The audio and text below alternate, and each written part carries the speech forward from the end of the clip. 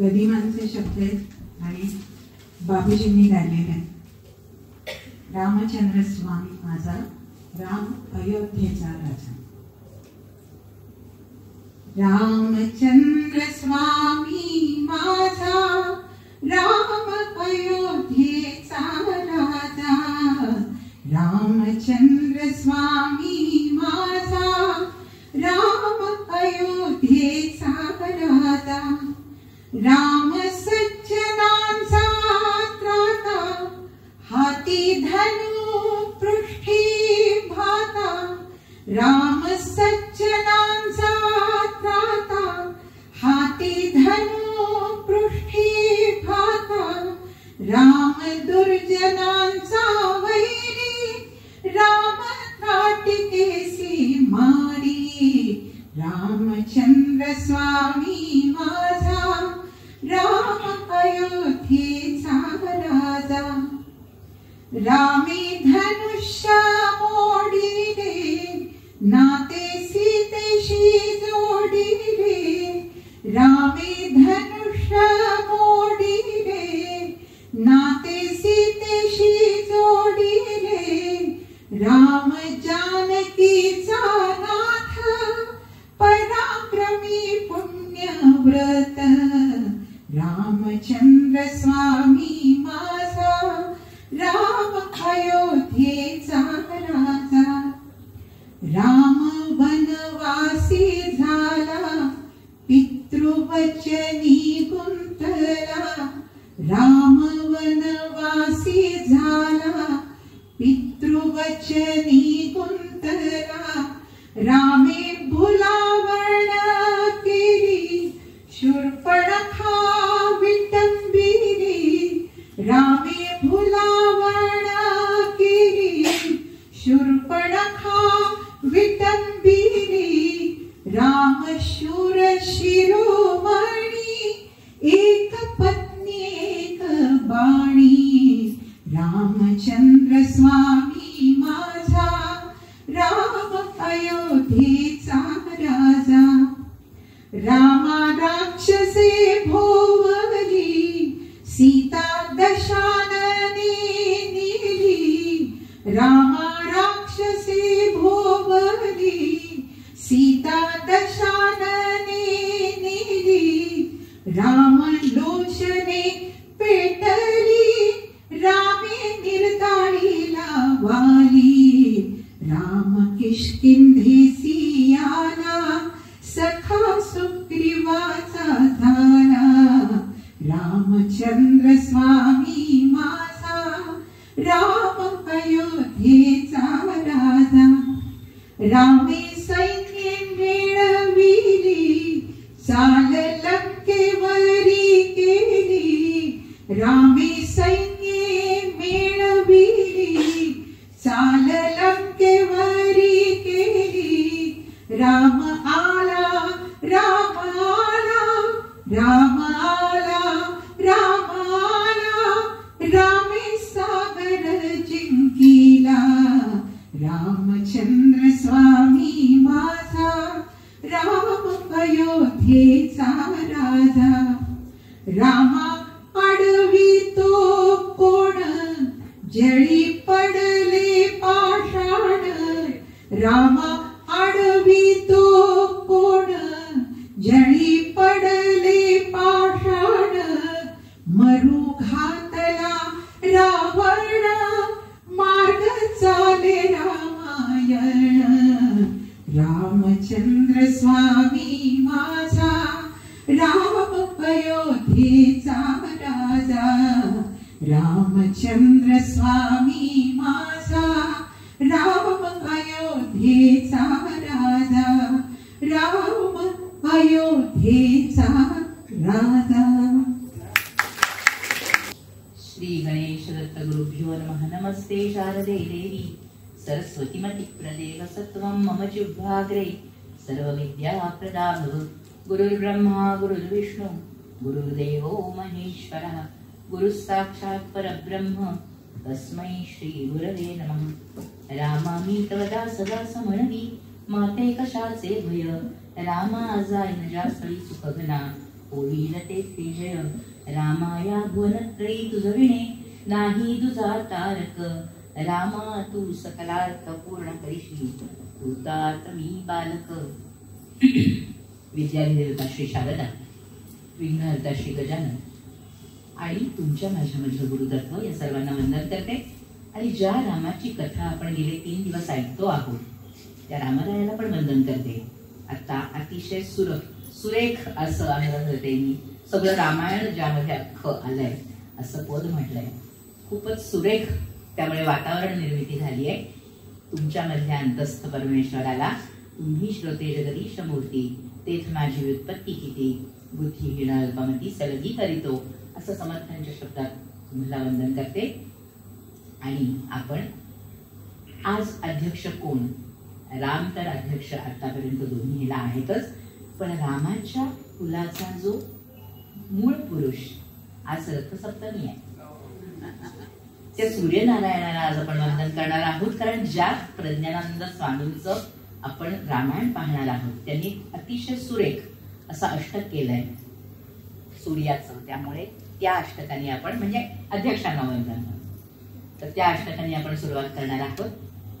सुरक्तवारिजस्थितं विपंचवाहवाहनं वराभयाम्बुजद्वयं धरं स्मरामि भास्करं. त्रिलोकजन्मदायकं हि कालचक्रनायकं चराचरात्मरूपिणं भजामि तं प्रभाकरं. स सूर्य एव सर्वलोककर्मकारणं श्रुतं रविर्हि यज्ञवृष्टिधान्यकारको नमामि तं. रवेर्जनीरवेस्थितिरवौलयो भवत्यहो अशेषवेदकारणं नमामि तं विभाकरं. रविर्मही जलानलानिलादिभूतकारणं रविर्हि नेत्रसंस्थितो नमामि तं दिवाकरं. रविर्हि पञ्चपञ्चकं विधिर्हरिहरश्रुतः समस्तदेवतात्मको नमामि तं अहस्करं. परञ्च शाश्वतं पदं गतागतिर्यतो नहि सवितृमण्डलस्थितं गुरुर्गुरुं नमामि तं. रविर्मुनीन्द्रपूजितो रविर्मुनीन्द्रसंस्तुतो रविर्मनीषिभिः स्मृतो नमामि तं. रवेः कृपाप्रसादतो ममापि चित्तदर्पणे रघुत्तमः सुबिम्बितो भवेद्भिनात्र संशया. इदं हि भास्कराष्टकं विमोहशोकहारकं श्रीवासुदेवपादपूतपुष्टिकं तनोतु शं. श्रीवासुदेवपादपूतपुष्टिकं तनोतु शं. त्या सूर्यनारायणाच्या कृपाप्रसादाने त्या रघुत्तमाचं प्रतिबिंब माझ्या मनात पडो, माझ्या चित्तदर्पणात पडो अशी प्रार्थना स्वामींनी केली आहे. म्हणून हे आज मुद्दाम स्तोत्र म्हटलं. आणि श्रीरामाचा एक जय जयकार स्तोत्र आहे स्वामींचं, तेही आज छोटं आहे.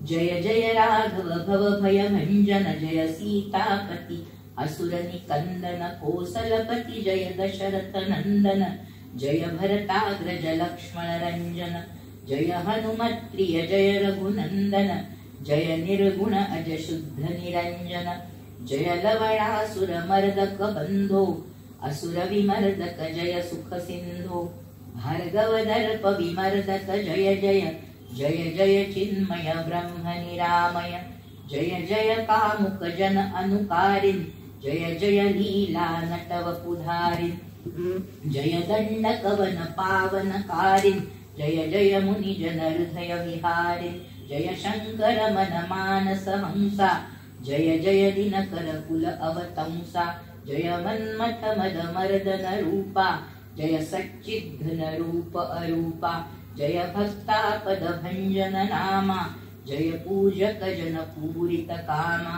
जय जय निर्मल चित्त निकेतन जय जड़ चेतन गत निकेतन नीरज नीलद नीला रामा नीलमणि प्रभनयना रामा जय रघुपुंगव रघुपति रघुवर जय विधि हरिहर वंदित सुखकर कोसलपुर जन निज पद नायक मोह विनाशक जय रघुनायक जय जय जय जय राम करारे गुरुवसतिं मम हृदयागारे नाम रूप तव गुणगण गानं कुरुतां प्रज्ञागततनुभानं प्रेम्णाय इमं जय जयकारं कुरुते स तु गच्छेद्भवकारम्. असं एक सुरेख रामाचं हे म्हणजे रामकथा ब्रह्मांड भेदून पैलाळ द्यावी असं समर्थ म्हणत होते. आणि साक्षात त्या श्रीरामाचा जय जयकार करून स्वामींनी तीच इच्छा व्यक्त केली की हा श्रीरामाचा महिमा भवे अपार म्हणजे पुढे जावा, सगळ्या जगामध्ये पसरावा. आता आज अनुराधाताईंनी जे पद म्हटलं मी काय म्हणणार तर स्वामींनी आज ज्याबद्दल आपण बोलणार आहोत वेदांता म्हणजे वेदांत सार अभंग रामायण यावर, तर त्यामध्ये सुरुवातीला श्री गुरुभ्यो नमः आणि श्री सीतारामचंद्राभ्यो नमः गुरुपासून सुरू केलंय. म्हणजे जसं तुलसीदासांनी शंकर रूपिणम गुरु वंदे असं म्हटलं होतं, तसं स्वामींनी पण वंदोनी आरंभी गुरुराजपाया सीतारामराया वंदू भावे गोड राम नाम रामकथा गोड पुरविती कोड जीवी जे जे रामकथा सार वेदांत विचार भवसिंधू पार पावविती गुरुकृपांजने लाभे शुद्ध ज्ञान भक्ती समाधान मुक्ती पावी मुक्ती पायी.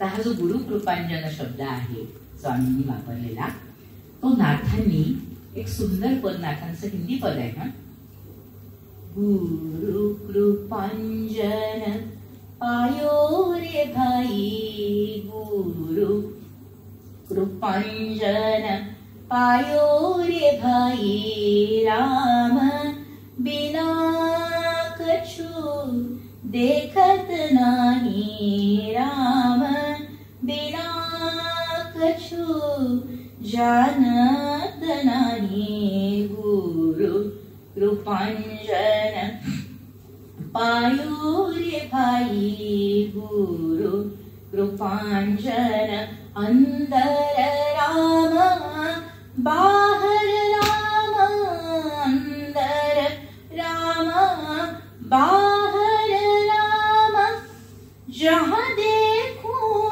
तहाँ राम ही राम जहाँ देखूं तहाँ राम ही राम गुरु कृपांजन पायो रे भाई गुरु कृपांजन जागत राम सोवत राम जागत राम सोवत राम सपने में देखूं आत्म राम सपने में देखूं आत्म राम गुरु कृपांजन पायो रे भाई गुरु कृपांजन एका जनार्दनी अनुभवनी का एका जनार्दनी अनुभवनी का जहाँ देखूं तहाँ राम सरी का जहाँ देखूं तहाँ राम सरी का गुरु कृपांजन पायो रे भाई गुरु कृपांजन पायो रे भाई राम बिना कछु देखत नाही राम बिना कछु जानत नाही गुरु कृपांजन गुरु कृपांजन गुरु कृपांजन. एकनाथांचं हे हिंदी पद म्हणून मला स्वतःला खूप छान वाटलं होतं की अरे नाथ महाराजांनी इतकं काय काय लिहिलं, त्यामध्ये इतकं सुंदर हिंदी पद आणि तेही रामावर. त्यामुळे आणि हा जो अनुभव आहे नाथ महाराजांनी वर्णन केलेला तोच नेमका या वेदांत सार अभंग रामायणामध्ये स्वामींनी वर्णन केलाय. आपल्याला रामायणाची कथा माहिती आहे आणि ती तुलसी रामायणाप्रमाणे जाणार आहे. म्हणजे स्वामींच्या ह्या 170 अभंग आहेत. प्रथम त्यांनी 102 अभंग केले होते, पण काही अभंग 4-5 ओळींचे, काही म्हणजे 4-5 चरणांचे म्हणा, काही अभंग 20-25 ओळींचे असं झालं होतं. मग पुन्हा संपादित करताना ते 170 झाले आणि असे 170 अभंग त्यांनी रचले. ते असं म्हणतात की अभंग हा आपणहून आलेला तो अनुबंध आहे किंवा वृत्तबंध जो आहे, मी निवडला नाही. मला आतून जे स्फुरण झालं आणि प्रज्ञाविही यंत्रसा झालं ते अभंगामध्ये आलं. जे मला रामायण जाणवलं ते अभंगामध्ये जाणवलं, अभंग या वृत्तात जाणवलं. त्यामुळे मी ते लिहिलं. म्हणजे त्यासाठी मी वेगळी काही कारागिरी केली नाही किंवा वेगळा काही विचार केला नाही. माझ्याकडून मी खूप विचारपूर्वक आणि काहीतरी कारागिरी करून हे झालेलं नाही. ते आपाततः आलेलं आहे आणि त्यामुळे मी जसं आहे तसं ते तुमच्या समोर ठेवलंय. फक्त एक 40 ते 46 असे जे त्यातले अभंग आहेत ते मात्र काही लोकांच्या सांगण्यावरून मी ते घातलेत नंतर, असंही स्वामींनी लिहिलंय. पण बाकी त्यामध्ये काही वेगळं मी केलेलं नाही. आपल्याला कथा माहिती आहे, रामाचा जन्म कसा झालाय तर पुत्रकामेष्टी केल्यानंतर. कथेच्या आधी थोडं स्वामींबद्दल मी सांगणार आहे. म्हणजे आता खरं तर आणखी म्हणजे हे मी एक सुरुवात केली, पण मुद्दामून म्हणजे एक गोष्ट एक सांगायची आणि ती स्वामींबद्दल माहिती सांगणारच आहे. कारण स्वामी फारसे माहिती नाही आहेत लोकांना. खूप मोठं काम आहे खरं तर. म्हणजे रामचरितमानसाचा पूर्ण समवृत्त अनुवाद म्हणजे छंद, सोरठ आणि दोहा वगैरे हे सगळं मराठीत त्यांनी तसंच्या तसं आणलंय गंमत म्हणजे. त्यामुळे हे खरं लोकांना माहिती नाही. त्याच्यावर बरं टीका केली, जे काल मी तुम्हाला सांगितलं की मानस गुढार्थ चंद्रिका म्हणून त्यांचे खंड आहेत आणि ते आजही उपलब्ध आहेत. तर आज इथे मी अनुराताईंनी जेव्हा विचारलं तेव्हा तिसरं हे का दिलं असा मला प्रश्न पडत होता की अरे माझ्या मनात ते का आलं. तर ठीक आहे की माझ्या बाबांचे ते गुरु आहेत, सद्गुरू आहेत आणि त्यांनी इतकं सुरेख काम केलं तर ते लोकांपर्यंत मांडावं हा एक हेतू होता, हे बरोबर. पण स्वामींचं चरित्र ज्यांनी लिहिलं किंवा स्वामींच्या बद्दल ज्यांनी लिहिलं, त्यांच्या मानसातल्या काही रचनांबद्दल वगैरे ज्यांनी लिहिलं, त्यांनी एके ठिकाणी लिहिलेलं मला मिळालं की अण्णांनी स्वामींना महाराष्ट्राचे तुलसीदास असं म्हटलं होतं. इतकं मोठं काम स्वामींचं आहे आणि म्हणजे अण्णांचा त्यांच्याशी संबंध आहे असं कुठलीही गोष्ट विना हे येत नाही हो. कुठेतरी कुठला तरी ऋणानुबंध, एक अनुबंध, ऋणानुबंध नका म्हणू कारण आता काही कुणाचं देणं घेणं नाही, पण एक अनुबंध म्हणजे शाश्वत संबंध, मागून येणारा कुठून तरी संबंध असतोच प्रत्येक घटनेच्या मागे. तसं हे मला वाटलं की अरे अण्णांनी त्यांची स्तुती आधीच केली आहे, अण्णांना त्यांचं महत्व माहिती आहे. आता अण्णांच्या या केंद्रातर्फे लोकांपर्यंत स्वामी पोचावेत अशी स्वामींची इच्छा असेल कदाचित.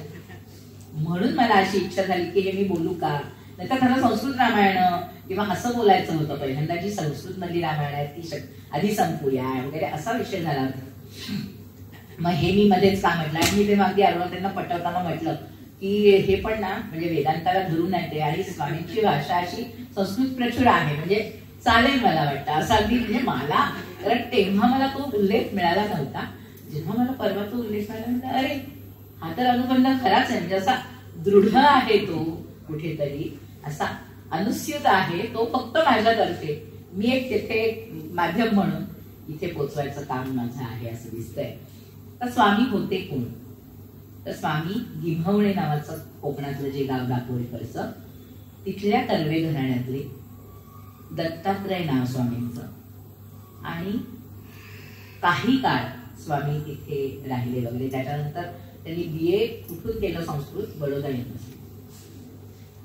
युनिव्हर्सिटीतून BA केलं. शंकरराव देव वगैरे त्यांचे सहपाठी होते आणि समर्थांच्या ह्याला शंकरराव देवांनी वाहून घेतलं.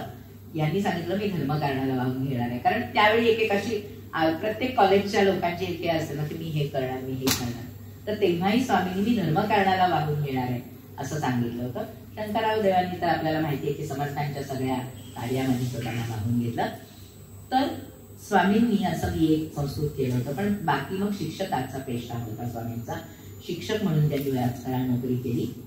जन्म केव्हा स्वामींचा, तर 15 मेला जन्म, 15 मे 1893 माहीमला जन्म. जरी गिम्हवणे गाव त्यांचं दापोलीचं घराणं त्यांचं कर्वे घराणं, तरी त्यांचा जन्म माहीमचा होता कारण त्यांचे वडील माहीमला नोकरी करत होते. आणि स्वामींनी समाधी घेतली ती 23 मार्च 1968 फाल्गुन वद्य दशमी. आणि स्वामींना जो साक्षात्कार झाला तो माघ शुद्ध दशमी पाहुणी गुरुवार जसं केला अंगीकार तुकाकडे तीच स्थिती स्वामींची पण आहे. त्यांना जो अनुग्रह किंवा साक्षात्काराचा जो प्रसंग त्यांच्या बाबतीतला घडला तो स्वामींचा माघ शुद्ध दशमीचा आहे. आणि स्वामींनी त्यांना बाबा गंगादास नावाचे रामदासी भेटले. त्यांनी स्वामींकडून म्हणजे स्वामींना रामकथेकडे वळवलं जे ते बाबा गंगादासांनी वळवलं. आणि त्यांनी इतका स्वामींवर कृपेचा हे केला की त्यांनी स्वामींना आशीर्वाद दिला. सांगितलं काय त्यांनी एकदा बोलवून घेतलं स्वामींना आणि म्हणाले तुला आज काहीतरी मला सांगायचं. सांगितलं काय बेटा जैसे जैसा ही है वैसा रहना कुछ बनना मत. बघा विचार केला तर ह्या कितीतरी मोठा अर्थ आहे. माणूस सारखं काही ना काहीतरी बनायचा प्रयत्न करत असतो. काही ना काहीतरी मला हे व्हायचंय मला ते व्हायचंय आहे तसं राहायचंय कोणीच म्हणत नाही. तर त्यामुळे त्यांनी स्वामींना सांगितलं जैसे है वैसे रहना कुछ बनना मत. हे स्वामींनी पुढे आयुष्यभर पाळलं. जी त्यांची ध्येय धोरणं होती त्या तऱ्हेने त्या ध्येय धोरणांना पुढे नेत स्वामी सगळं आयुष्य जगले.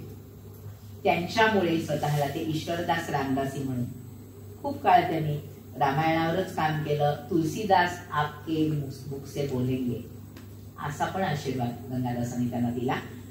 ते खरं होत नव्हतं. काही काळ स्वामींचा कौटुंबिक सुखदुःखांच्या ह्याच्यात गेला आणि मग एकदा स्वामी खूप आजारी झाले. त्यांच्यावर कोणी कोणी काही प्रयोग केले पण नंतर ते जेव्हा बरे झाले तेव्हा आतून नाही आता तुला हे लिहिलं पाहिजे आता तुला हे लिहिलं पाहिजे असं म्हणून केवळ 3 महिन्यात त्यांनी मानसाचा अनुवाद केला. समवृत्त अनुवाद हिंदी भाषेतून मराठी भाषेत सोपं नाही करणं. जो अनुवाद करतो त्याला कळतं की प्रत्येक शब्दाशी किती झगडावं लागतं. त्यामुळे स्वामींनी तो अनुवाद 3 महिन्यात पूर्ण केला. स्वामी म्हणतात की मी केलंच नाही. स्वामींचं कायम वाक्य आहे प्रज्ञा लिही यंत्रसा. मी केलंच नाही हे ते त्यांनी करून दिली. आणि मग त्यांनी पुढे टीका वगैरे जी लिहिली गुढार्थाच्या टीका वगैरे. तर एवढं सगळं स्वामींनी काम केलं. त्यानंतर मात्र त्यांच्या मनात असं यायला लागलं की नाही हे एवढं पुरेसं नाहीये कुठेतरी आपल्याला चतुर्थाश्रम स्वीकारायचं. आणि त्या ह्याच्यात त्यांना वासुदेवानंद सरस्वती भेटले आणि मग त्यांनी त्यांना संन्यास दीक्षा दिली. तेव्हा त्यांचं नाव प्रज्ञानानंद सरस्वती असं झालं. त्यांनी काहीतरी वेगळं नाव ठेवा असं सांगितलं होतं. ते म्हणजे नाही प्रज्ञान ही नाव रहेगा.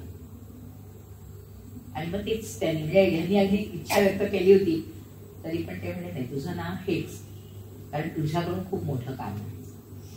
असे स्वामी चास्कमानला बराच काळ राहिले. शिक्षकीपेक्षा त्यांनी खूप वर्ष काढली. आणि त्यानंतर चतुर्थाश्रम स्वीकारल्यानंतर पण वर्णाश्रम धर्मांनी जी जी काय कर्तव्य कुणाकुणाची आली आहेत आपल्याकडे ती कशी त्यांनी पाळावी असा त्यांचा आग्रह होता.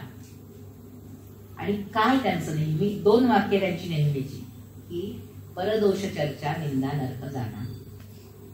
जे काल तुलसीदासांनी भक्तीच्या नवविधा भक्तीच्या विवेचनात वेगळं काय होतं यथालाभ संतोषा आणि परदोष चर्चा निंदा नरक जाणा. म्हणजे तिथे तो परदोष चर्चा सपने मी नाही असं त्यांनी म्हटलं होतं तुलसीदासांनी. हे म्हणतात की परदोष चर्चा निंदा नरक जाणा. आणि दुसरं काय तर भजन नेमाने प्रेमाने चालवा.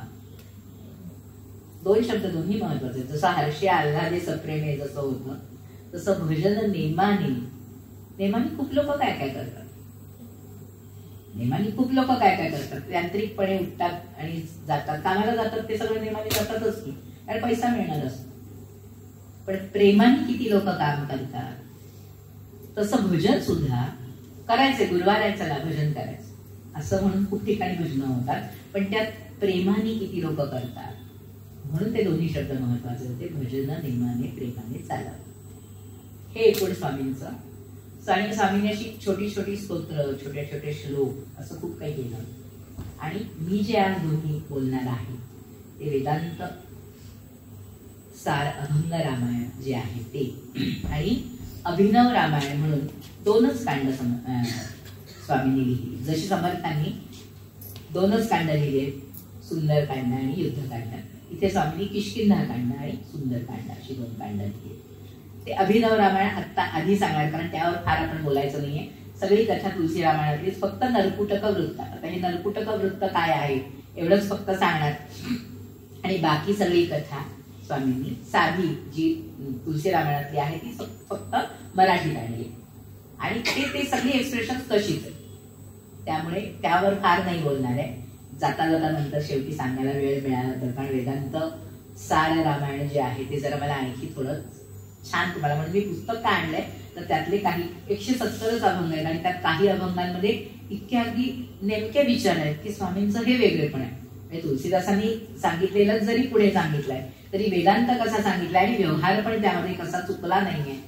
स्वामींनी जे सांगितलंय ते वेदांतानुसारही आहे, पण त्यातही व्यवहार कसा तिथे चालूच सांगून गेले स्वामी की हे असं करा.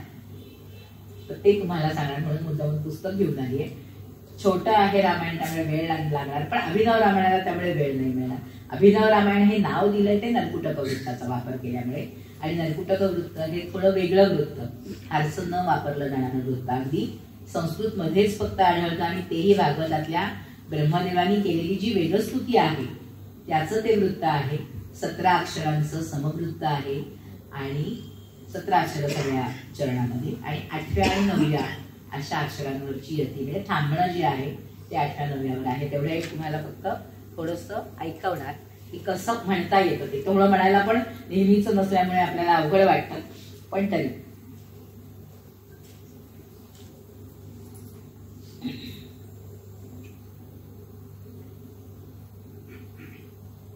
जय जय राम नाम तव कुंभजहा भवती, सुकवनी दाखवा तव पदांबुज जे सुखती.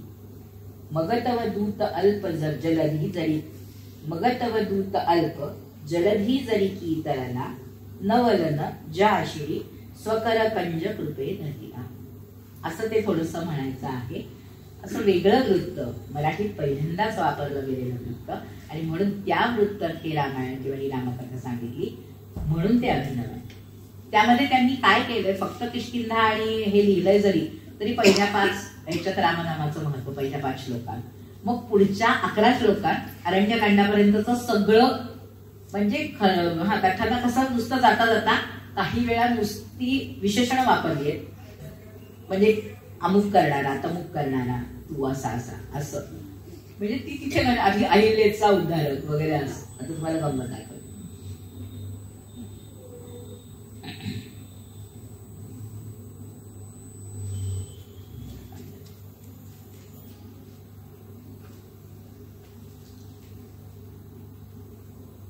त्यांनी म्हटलंय स्वामी, या वृत्ती काव्य रचना प्राकृतात नदीसे कोठे जाणा, गिरवाणी वेदस्तुती रचना मात्र आढळ.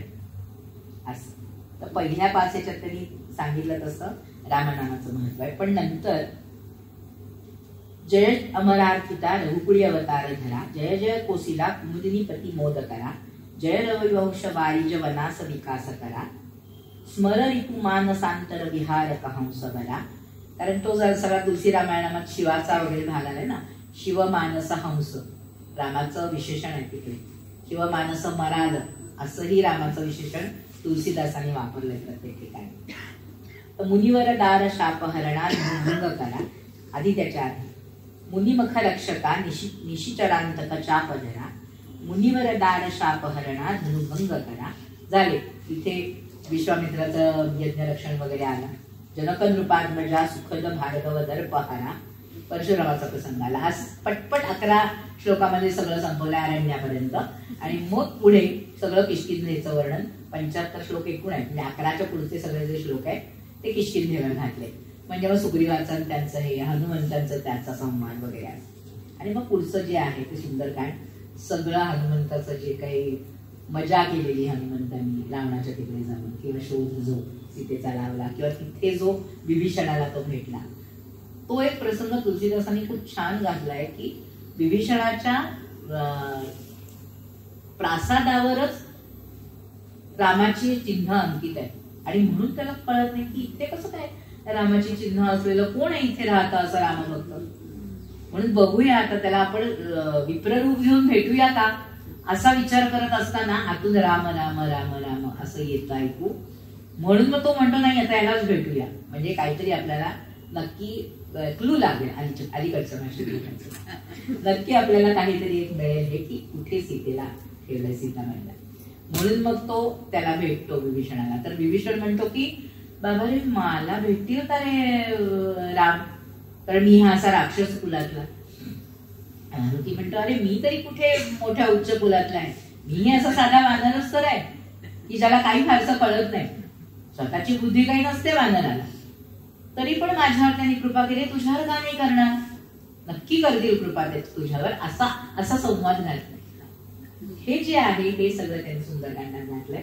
आणि मग पुढे सगळी जी सीताशोधीची आपल्याला कथा माहिती आहे ती, त्यामुळे ह्यावर आपण वेळ नको घालूया.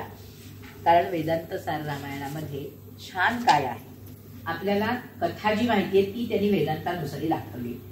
आपल्याला वेदांत थोडा माहिती असेल किंवा नसेल तर जाता जाता सांगते, कुठेतरी आपण ऐकलेलं असतं की पहिल्यांदा परमात्म तत्व एकमेव होतं, अव्यय, अविनाशी, अविकारी, त्याच्यात कसलाही बदल काही नव्हतं. मग त्याच्यात स्फूर्ती निर्माण झाली, ती मूळ माया, आणि मग तो बहु झाला, मग त्यांनी सगळी सृष्टी निर्माण केली. अशा ह्याच्यात मग अयोध्येत तो जीव राहिला, त्याचं नाव दशरथ. म्हणजे दशरथ हा अयोध्येतला देहरूपी, काल जी नवद्वारापुरी अयोध्या आनंद रामायणात सांगितली तशीच ही अयोध्या. तर त्या ह्याच्यातला तो जीव, त्याची पत्नी कौसल्या ही सुबुद्धी, त्या दोघांना पुत्र नाही म्हणून ती थकली भागली, शिणली आणि मृत्यू झाली. मग गुरुला शरण गेले. हे जे गुरुचा वध गायलं त्याचं कारण ते की तिथून सुरू केले स्वामी, की वसिष्ठांना ते विचारतात की काय करू मी म्हणजे मला पुत्र होईल. पुत्र कामेष्टी करायला सांगतात वसिष्ठ, पण यज्ञ करायचा म्हटलं की दीक्षा घ्यायची यज्ञाची, आणि यज्ञ दीक्षा घ्यायची म्हणजे यमनियमांचं पालन करायचं. मग ते यमनियम जे पाळायचे, शमदमादी जी साधनं अंगीकारायची ती काय आहेत त्याच्या ज्या व्याख्या स्वामींनी दिल्या. आपल्याला तत्वज्ञानामध्ये व्याख्या वाचून, पारिभाषिक व्याख्या वाचून माहिती असतात की शम म्हणजे मनाचा संयम, दम म्हणजे इंद्रियांचा संयम, हे सगळं आपण नुसतं ऐकलेलं असतं. पण स्वामींनी त्याचं बाह्य आणि अंतर अशी दोन रूप दिली, विविध प्रकार दिले. ते मुद्दामून तुम्हाला वाचून दाखवणार आहे, कारण खूप छान. त्यातच पहिले म्हणजे 5व्या श्लोकात दशरथ जीव तिथे राहतो, 7व्या श्लोकात ती त्याची सुबुद्धी पत्नी वगैरे, मग पुढे 22व्या श्लोकामध्ये वगैरे ते गुरुला विचारतात वगैरे. त्यानंतर सगळा मधला भाग जवळजवळ 10, 12, 15 श्लोकांचा सगळा या सगळ्या यमनियमांवर आहे. आणि त्या यमनियमांमध्ये म्हणजे हे वाचून दाखवते, पण त्या यमनियमांमध्ये म्हणजे ईश्वर प्रणिधान जो काय आहे भाग, त्यातला त्या ईश्वर प्रणिधानाचा, त्या ईश्वर पूजनाचे इतके प्रकार स्वामींनी सांगितले, आणि जग त्याचे इतके प्रकार सांगितले, ते तुम्हाला सांगण्यासारखे आहेत. कारण ते आपण कधीच ऐकत नाही. म्हणजे असा पण विचार केला जातो हे आपण ऐकत नाही. मी जे मगाशी म्हटलं की आध्यात्मिक तर सांगितलंच आहे स्वामींनी, पण कुठेतरी मध्येच व्यावहारिक मध्ये पण शिरतात स्वामी, ते तुम्हाला वाचून दाखवायचंय. म्हणून मुद्दामून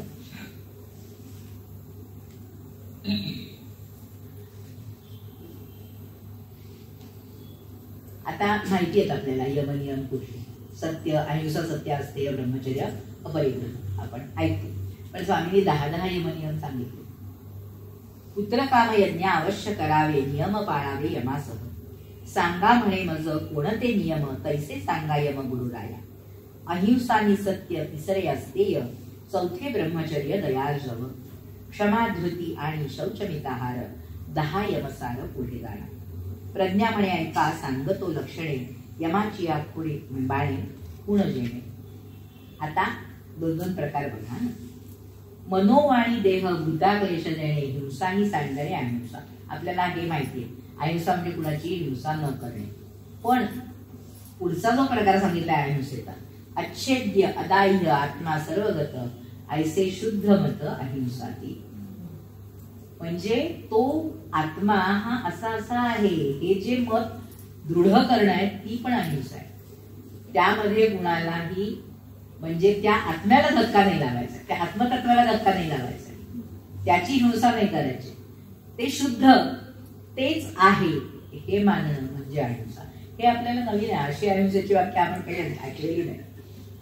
नेत्रादी इंद्रिये अनुभवी जैसे बोलणे ते तैसे सत्य जाणं सत्याचे. पण ही सत्याची व्याख्या ठीक आहे, जे आहे ते तसं मान्य करणं हे सत्य बरोबर. पण सर्व एक ब्रह्म ऐसी जी भावना तेची सत्य जाणा शुद्धतम. सगळं आहे ते अस्वीकारतो आपण, जे दिसतं ते. पण जे बघतो आपण ते खरं असतंच का हो? अनेकदा जे दिसतं ते तसं नसतं. म्हणून पुढचं सत्य खरं आहे. सर्व एक ब्रह्म ऐशी भावना तेची सत्य जाणा शुद्धतम. प्रज्ञा म्हणे बाह्य अंतर विविध जाणावे की भेद सकळांचे. म्हणून सगळे असे दोन दोन दिले. फलांचे जे असे मौक्तिक वातृण रत्नमा कांचन धोंडा माती तेथे जो मनाचा अनिच्छा स्वभाव अस्तेय त्या नाव मनी ठेवा. दुसऱ्यांचं काही घेऊ नये, त्याच्याविषयी निरीच्छा असणं हे अस्तेय बरोबर. पण आत्म्याचे ठिकाणी अनात्म भावने वाचून वागणे अस्तेय ते. आत्म्याच्या ठिकाणी तुम्ही त्याला माना, अनात्मा नाही मानायचंय, त्याला खोटा नाही मानायचं, हे अस्तेय. त्याच्या रूपाची चोरी नाही करायची. काया वाचा मने स्त्रियासी वर्जणे त्याची ती जाणणे ब्रह्मचर्य हे आपण मानतो. पण दुसरं ब्रह्मचर्याची दुसरी व्याख्या काय आहे? ब्रह्म भावनेत मनाचा संचार ब्रह्मचर्य सार प्रज्ञा म्हणे. कायम त्या ब्रह्मतत्वाच्या चिंतनात राहणं म्हणजे ब्रह्मचर्य. नुसतं स्त्रियांपासून लांब राहणं ह्याला ब्रह्मचर्य नाही म्हणायचं. दया तिचे नाव सर्व भूतावरी अनुग्रह करी सर्वदा जो काया वाचा मने सदा आत्ममती ठेवी सर्वाभूती दया शुद्ध. सगळ्यांवर इतरांवर दया करणं म्हणजे सगळ्यांवर कृपा करणं बरोबर. पण काया वाचा मने सदा आत्ममती, सगळीकडे आत्मबुद्धी म्हणजे सगळं जे आहे ते मीच आहे. आणि ते नुसतं वरवर म्हणायला नाही, नुसतं तोंडाने हो सगळं माझंच आहे किंवा सगळं विश्व म्हणजे मीच आहे असं नुसतं म्हणण्यापुरतं नाही. खरंच हे विश्वाची माझे घर ही खरी भावना, मनापासूनची भावना. नुसतं बोलताना बोलतात लोक, वसुदैव कुटुंबकम म्हणायला सोपं आहे, पण ते काया वाचामध्ये जेव्हा होईल तेव्हा ती दया. कुठे गते विना सरळ स्वभाव तयासी आर्जव नाव देती. आर्जव म्हणजे रुजुता, सरळपण मनाचं.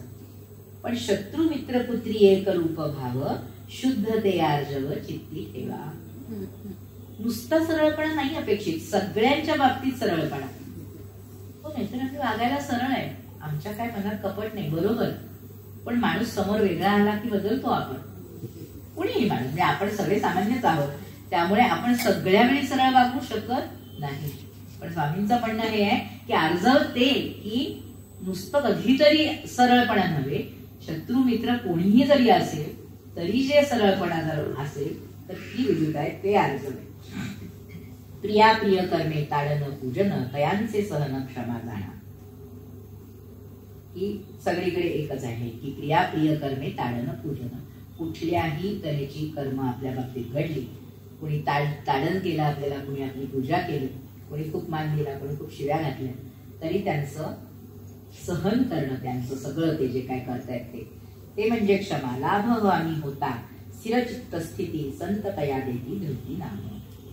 धृती म्हणजे काय तर स्थिर ठेवणं मनाला, काहीही हो म्हणजे लाभा लाभ जया जय. गीता वेगळी नाहीये, हे गीतेतलं सगळं असं येतं.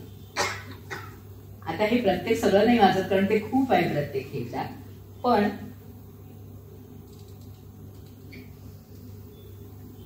सांडोनिया ज्ञान बाईन शौच करी माती तो स्वीकारी हिरा टाकी. प्रज्ञा म्हणे शुद्ध यमादी साधने ब्रह्म स्वये होणे ज्ञाने शीघ्र. आता हे सगळं त्यांनी यमनियमांचं सगळं पालन बिलन केलं. आणि आणखी खरं तर दाखवायचं आहे, मग ईश्वर पूजनाचा जो भाग आहे तो मुद्दा म्हणून वाचते. राम शिवादीचे श्रद्धेने अर्चन. तुलसीदासांचं ठेका. राम शिवादींचे श्रद्धेने अर्चन ईश्वर पूजन तया नाम. निषेध वाक्याने ब्रह्माचे चिंतन हेही देवार्चन करावे की. आता पूजेचे प्रकार किती आहेत सांगितले बघा. ईश्वर प्रणिधान किंवा ईश्वर पूजन किती प्रकारे. तर पहिलं रामशिवानीचं श्रद्धेने अर्चन, अर्थात श्रद्धा विश्वास रूपिण आहेत ते, त्यामुळे निषेध वाक्याने ब्रह्माचे चिंतन, म्हणजे विधी आणि निषेध अशी 2 वाक्य वेदांमध्ये आहेत की काय करावं हेही सांगितलंय आणि काय नाही हेही सांगितलंय. तर कसं आहे ब्रह्म हे सांगण्यापेक्षा कसं नाही आहे हे सांगितलंय. त्यामुळे त्या वाक्याने म्हणजे हे नाहीये ते नाहीये, हे म्हणजे ब्रह्म नव्हे ते म्हणजे ब्रह्म नव्हे, नेती नेती त्याचं चिंतन करणं म्हणजे पण देवार्चन आहे. असत्य आसक्ती क्रोध हिंसा हीन कर्म ते पूजन शास्त्र युक्त. सगळ्या या गोष्टी आपण कर्म करतानाच अनेक गोष्टी असतात आपल्या मनात. कुठलंही कर्म आपण विना इच्छा विना सायास काही करत नाही. आपल्याला त्यात त्याला सायास पण लागतात, त्यात आपल्या अपेक्षा पण गुंतलेल्या असतात. कुणाचा तरी राग लोभ, कुणाला तरी काहीतरी द्यायचं घ्यायचं अशातच कर्म असतात. त्यामुळे कशी कर्म न करणं, ते सगळं सोडून कर्म करणं हेही ईश्वर पूजन. आणि पुन्हा स्वामींचा जो ठेका आहे की वर्णाश्रम धर्मानुसार कर्म करणं, कारण त्यांनी चित्तशुद्धी होते. आणि जर आपल्याला ज्ञानप्राप्ती रामरूपी ज्ञान प्राप्त व्हायचं असेल दशरथ नावाच्या जीवाला, तर पाहिजे काय, चित्तशुद्धी झाली पाहिजे. म्हणून जे वर्णाश्रम धर्माला अनुसरून काम आहे तेही करणं म्हणजे ईश्वर पूजन. जे जे दिसे भूत तो तो भगवंत, जाणून निभ्रांत कर्मे करा. व्यवहारी, हा इथे जी म्हटलं की आध्यात्मिक झालं हे सगळं सांगून दुसरीकडे आले स्वामी व्यवहारात. व्यवहारी जैसा संबंध जयासी, वागावे तयासी तैसे शुद्ध. प्रजेसी पीड न करीती तस्कर, तरी दंड धर तेथे वावे. ही पूजा आहे, ही ईश्वराची पूजा आहे की जर तस्कर प्रजेला त्रास देत असतील, चोर वगैरे त्रास देत असतील, तर तिथे दंडधर होणं गरजेचं आहे. तिथे तुम्ही ह्यालाही क्षमा आणि त्यालाही क्षमा, एक गाल पुढे केला की दुसरा, म्हणजे एका गालात मारलं की दुसरा गाल पुढे करा, ही वृत्ती तिथे चालत नाही. स्वामींना हे सांगायचं. रिपू देशावरी करी आक्रमण, तयाचे पूजन युद्धे करा. म्हणजे तेही ईश्वर पूजन आहे. जर तुम्ही देशात आक्रमण करतोय रिपू म्हणून तुम्ही जर इकडे देवाचं भजन करत बसलात, चालणार नाही. युद्ध करा त्याच्याशी, ते त्याचं पूजन. काम क्रोधाधिक अंतरी नसावे, कर्माने पूजावे प्रज्ञा म्हणे. आता हे सगळं झालं, मग जपाकडे येतात. जप तप वगैरे जे येतात त्यामध्ये सात्विक मंत्रांचा निष्काम अभ्यास, गुरुलब्ध खास यथाविधी. गुरुकडून मिळालेल्या सात्विक मंत्रांचा यथायोग्य अभ्यास म्हणजे जप. आता जपतया नाव सुलभ साधन, 40 युगा जाण नाम जप. जप हाही आहे एक महायोग, जेणे भवरोग नाश पावे. आता जपाचे पुन्हा विविध प्रकार सांगितले, वाचिक आणि मानस. मग त्यात उपांशु जप आहे, वैखरीने केलेला जप आहे, मानस जप आहे. मानस जपामध्ये परत चिंतन आणि ध्यान, रूपाचं ध्यान करायचं आणि विचारांचं चिंतन करायचं, असे खूप प्रकारे. मग नंतर स्वामींच्या लक्षात येत आहे, प्रज्ञा म्हणे जप गणिता लेखणी, वाहरी सज्जनी क्षमावेकी. म्हणजे जसं समर्थांचा भाव आहे की पुन्हा पुन्हा सांगतोय बरं, पण क्षमा करा, कारण लक्षात नाही राहत. या तुम्हाला कळावं जास्त, तुम्हाला पटावं, तुमच्या मनात ठसावं म्हणून सांगतोय बरं. क्षमा सज्जनी क्षमा श्रुती क्षमा केली पाहिजे.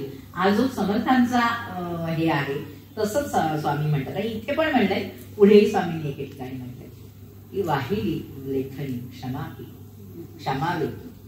मग सचेतन मंत्र, अचेतन मंत्र, सिद्ध झालेला मंत्र आणि असे सगळे खूप प्रकार दिले. हे सगळं झाल्यावर हे जेव्हा सगळं होतं, हे सगळं केलं तुम्ही, नुसतं यांत्रिकपणे केलं, गुरु आज्ञा नाही पाळली, त्याच्या मागची जी सगळी भूमिका गुरुनी सांगितली ती नाही केली, तर तुम्हाला काही प्राप्त होणार नाही. जीव दशरथ यम नियम पाळी, सर्व पापे जाळी होई शुद्ध. ऋषी ऋष्यशृंग विवेक आणला, यज्ञ आरंभिला यथा सांग. होता पूर्णाहुती वैराग्य अनले, पायस दिधले भक्षावया. म्हणजे तो जो अग्नी होता तो वैराग्य रूप होता, त्यांनी दिला पायस. तो कुठला? शमादी मुमुक्षा पायस भक्षिता, गुरुकृपे कांता वृत्ती तृप्त. म्हणजे ती जो पायस दिला दशरथाला, तो वैराग्य रूपी अग्नी नियम दिला. आणि तो दिला कुठला पायस? तर शमदमादी मुमुक्षा. म्हणजे ते सगळी पूरक साधन चतुष्टय जे आमच्या वेदांतामध्ये, जर त्या परमात्मा तत्वाची प्राप्ती व्हायची असेल तर मनसंयम, इंद्रिय संयम, तप वगैरे हे जे सगळं मगाशी आपण ऐकलं याच्यातलं, तेच सगळं पुन्हा त्यांनी पायस म्हणून दिलं. आणि मग त्या कांतांना दशरथाच्या म्हणजे त्या जीवाच्या त्या ज्या सगळ्या पत्नी होत्या सुबुद्धी कुबुद्धी त्यातली काही काही कुबुद्धी येणार आहे पुढे, तर त्यांनी तो पायस भक्षण केल्यानंतर वेदगर्भ आला तया पोटी कौसल्यानी तिघी सगर्भ जाळल्या वेदगर्भ आला तया पोटी. आता इथे स्वामींनी रामनवमीचं महत्व सांगितलं. म्हणजे नवमी का, तर 9 हा अंक आपल्याकडे ब्रह्म अंक किंवा अनंत असं म्हणून मानतात. का, तर 9 या अंकात कधीच बदल होत नाही. 9ला कितीही मल्टिपल करा, 9ला कितीही मल्टिपल करा, कितीही गुणा, परत त्या जो गुणाकार येतो त्याची बेरीज 9 येते.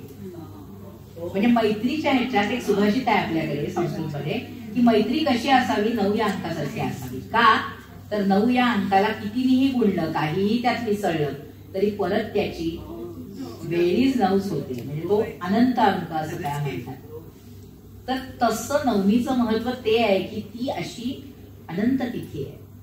नाहीतर खरं तर रिक्त तिथी आहे. चतुर्थी आणि नवमी दोन्ही रिक्त तिथी आहेत. पण नवमी का, चतुर्थीत का नाही, तर त्यांनी स्वामींनी छान हे दिलंय की नवमी तिथीला नाम आहे रिक्ता कामनेचा चित्ता गंध नाही वासना विहीन बुद्धी झाली रीती रिक्ता तीच तिथी वर्म जाणार. चतुर्थी ही जैशा रिक्ता तिथी दुजा नवमी रघुराजा काहो काय असुनी त्या कदा म्हणती ना नवमी ताठा चित्त धामी तेथे आहे. म्हणजे चतुर्थी वगैरे रिक्त तिथी आहेत ना, त्या ताठा आहे. नवमी मध्ये नम्रता आहे. नवमी अहम नवमी म्हणजे मी नमस्कार करतो, मी नका आहे असा विषय म्हणून नवमीला म्हणून. आणि वासना त्यावेळी नसतात, पूर्ण शुद्ध रित होऊन जातं मन आणि म्हणून त्यावेळी ज्ञान तिथे जन्मतं. त्यामुळे ज्ञान तिथे जन्मतं. हे इतकं सुंदर आहे आणि त्यांनी असे खूप 2-2 अभंग त्या नवमीवर लिहिले. नवमी ते चित्त निर्विकार जाण तोची अंक पूर्ण निर्विकार लाभ हानी सिद्धी असिद्धी वा काही घडो तरी राही समाधान. आत्मनिवेदन झाले आली नवमी आता चित्त धामी रामपुत्र सत्व प्रकाशाची इंद्रियात वृद्धी म्हणून शुद्ध पक्ष बुद्धी सत्वयुक्त बोध सूर्य मध्ये चित्त गगनात अज्ञानाचा अंत पूर्ण झाला तेव्हा चित्त सूर्यकुळी नारायण रामपुत्र ज्ञान प्रकटला. राम जन्मोत्सव प्रज्ञाना पाहावा गुरुचा धरावा संग तेव्हा. जेव्हा गुरुचा संग होईल तेव्हा असा रामपुत्र म्हणजे ज्ञान होतं. आणि मग जेव्हा हे असं ज्ञान झालं तेव्हा तो दशरथ तो जीव किती आनंदित झाला. तो अगदी वृद्ध असून पण नाचला वगैरे असं छान वर्णन केलंय स्वामींनी. ते सगळं आपण वाचणं शक्य नाहीये. पण सद्गुरूचे घरी धावोनी चरण शेवटची ओळ वाचली होती की सद्गुरूचे घरी धावोनी चरण घेतली लोळण पायावरी प्रज्ञा वासुदेव गुरुकृपा भाग्य पावे तो सभाग्य जगी जीव. मग ते सगळे कसे झाले. त्यानंतर अतिशय सुंदर मला आवडलेली यातली कल्पना आणि जी वेदांतात अतिशय सोपी पटकन कळणारी अशी कल्पना.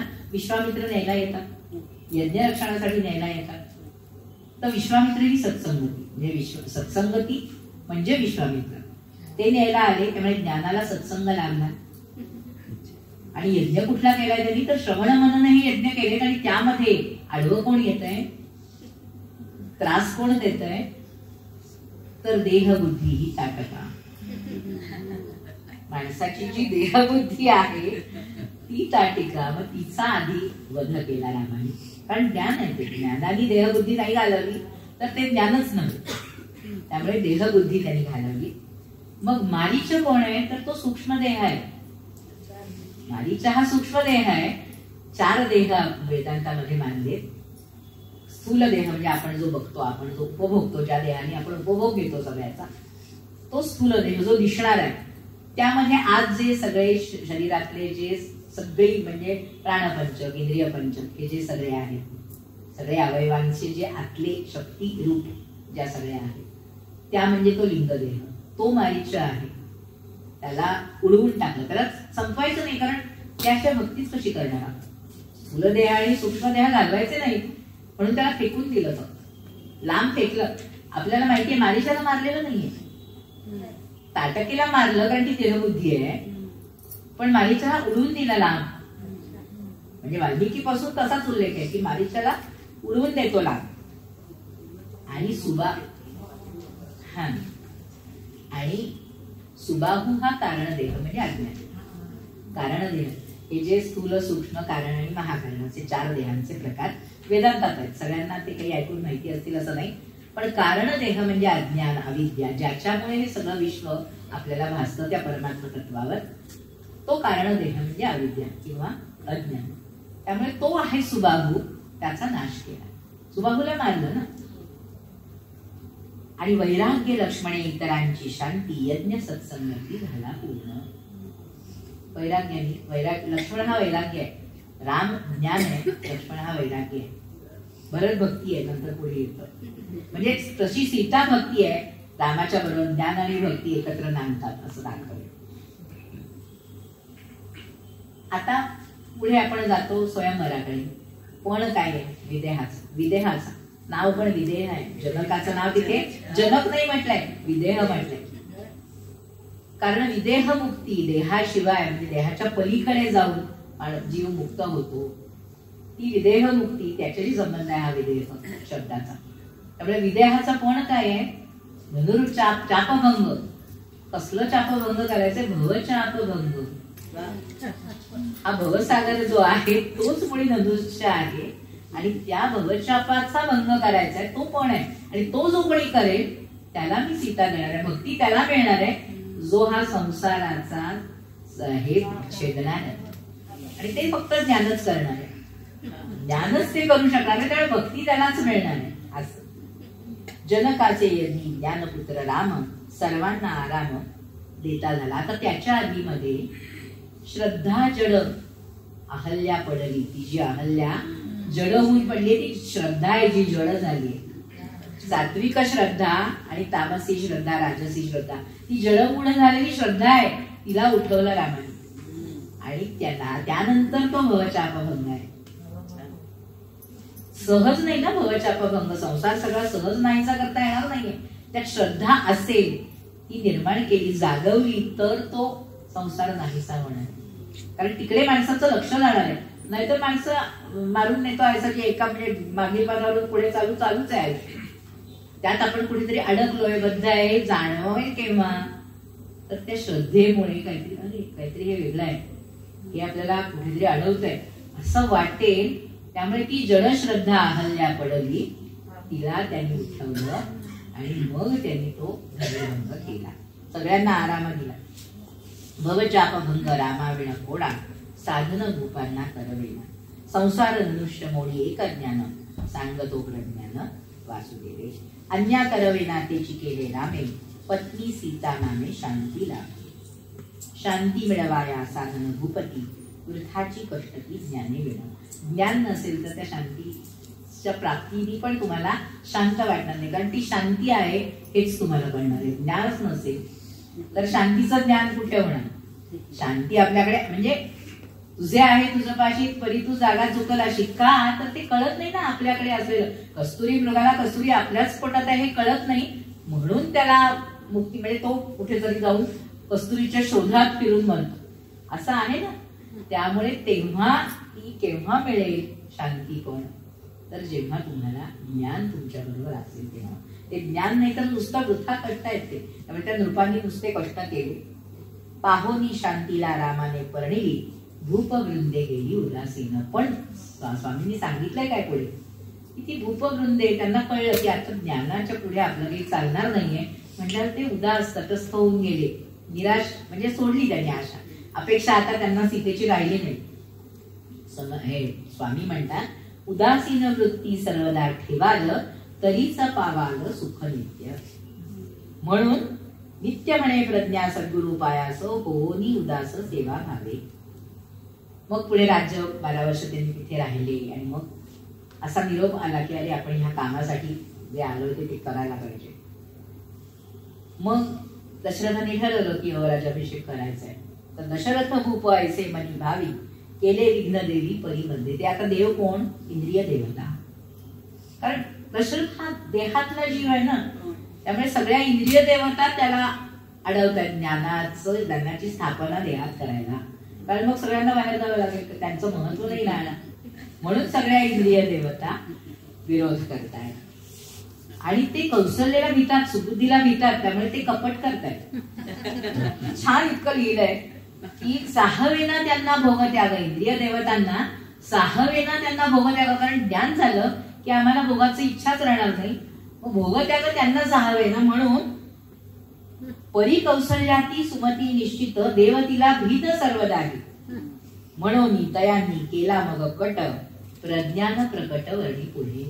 कसा कट केला? मग शारदा देवीला पाठवलं, मग तिने त्या मंथरा दासीला, वासना रूपी मंथरा दासी, तिला कुबुद्धीला जाऊन टेकवलं, आणि मग कुबुद्धी आणि वासना दोघी एक झाल्या आणि ज्ञानाला बाहेर काढण्याचा कट झाला.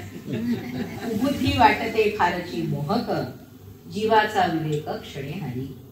कुबुद्धी कैकेयी येता जागृतीस, रामा वनवास आज्ञा देई. भूपती जो जीव कुबुद्धी अंकित, दुःखी कष्टी होत प्रज्ञा म्हणे.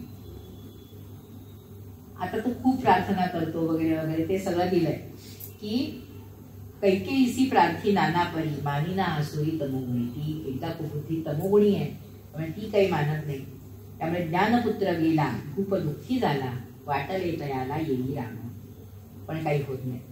मग इथे पुढे जे 6 श्लोक आहेत ना, ते थोडस आणखी तत्वज्ञानामध्ये जे खोलवर माहिती आहे ज्यांना, त्यांना सांगण्यासारखे. जाता जाता नुसता उल्लेख करते की 4 ज्या अवस्था आहेत, जागृती, स्वप्न, सुषुप्ती आणि तुर्या, तर त्या 4 अवस्थांमध्ये प्रत्येक अवस्थेचा अभिमानी एक आत्मा म्हणून मानला आहे. आत्म्याचे 4 प्रकार नावं दिली आहेत त्याला.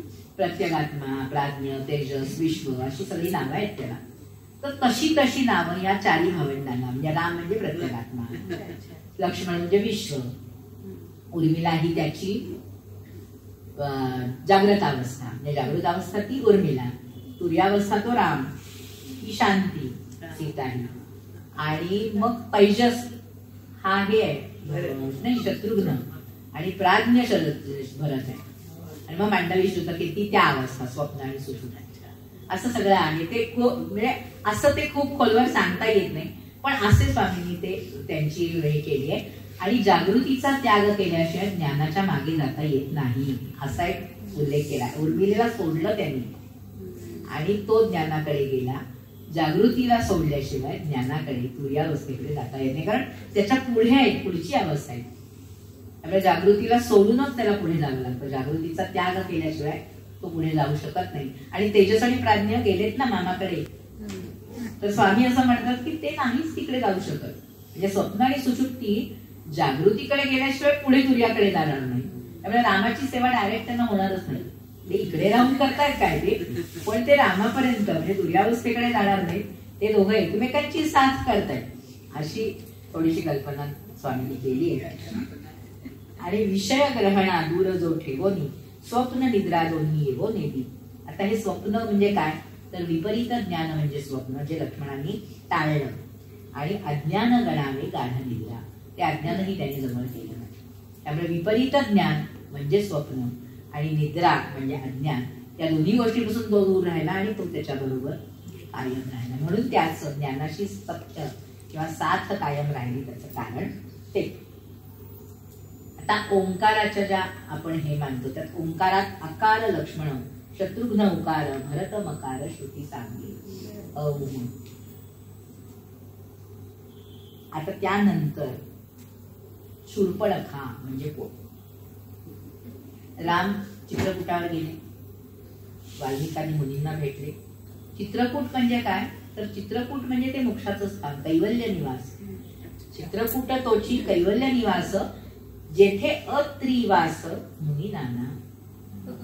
अत्री नाही म्हटलंय, अत्री म्हणजे त्रिगुण नाही, त्रिताप नाही, असे जिथे लोक राहतात की ज्यांच्यामध्ये ते गुणातीत आहेत, गुणांना पार करून गेलेले आहेत, जे त्रिविध तापातून पुढे गेलेले आहेत, अशा लोकांचा वास तिथे आहे.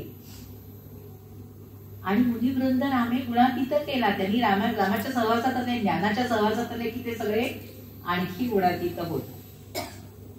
पण मग पंचवटीत वास केला तिथे काय आहे, तर म्हणजे खास विषय पंचवटी म्हणजे विषयात 5 विषयांमध्ये, पण तिथे खरं आणि दूषण आहे.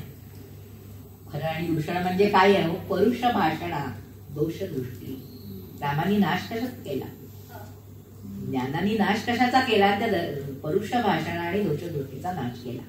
म्हणजे मुक्तीच्या देहाच्या काय म्हणजे जीवाच्या काय काय येतं ते नाहीसं केलं, त्यात ती दोषदृष्टी. आणि मग शूर्पणखा कोण होती, कामिनी वासना शूर्पणखा झाली, तिला विरूप केलं वैराग्याने, कारण लक्ष्मण वैराग्य इतकं स्वामींनी ते पुढे छान नेलंय. मग थोडस स्त्रीच्या मुळे कसं कसं होतं हे नेहमीच्या सगळ्याच ठिकाणी जसं येतं तसं आहे. आणि जिथे तसं नाही तिथे कशी माणसं मुक्त होतात, किंवा जो नारीच्या मागे असं जात नाही किंवा तिच्या मोहात पडत नाही, अडकत नाही, तो कसा वैराग्याकडे जातो वगैरे असं थोडस दिलंय. मग पुन्हा ती गेली पुढे, घरदूषण गेले. मग ती नाही घरदूषणांकडे गेली, तर ते जेव्हा आले रामाकडे, तेव्हा जेव्हा रामाने मारलं तेव्हा त्यांनी राम राम असं म्हटलं, आणि अंती राम राम त्यांच्या तोंडून आलं म्हणून ते मुक्त झाले.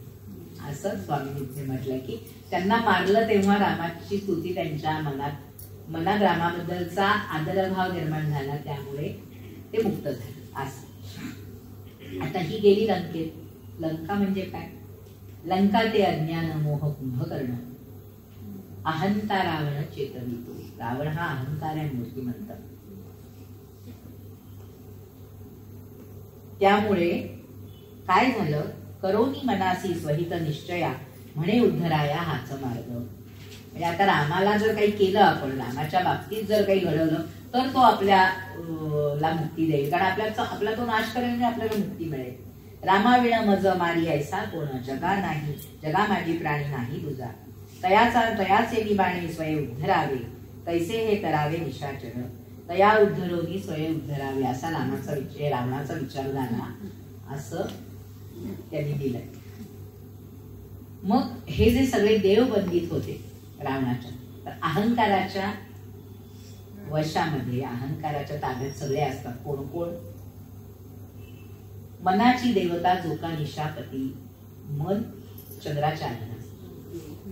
त्यामुळे चंद्राला अधीन केलं म्हणजे मनाला अधीन केलं. प्रत्येकाच्या मनाला अहंतेने ग्रासलंय. तेवीच गभस्ती नेत्र देव, नेत्रांना सगळे विषयच दिसतात, तो दुसरं काही दिसत नाही.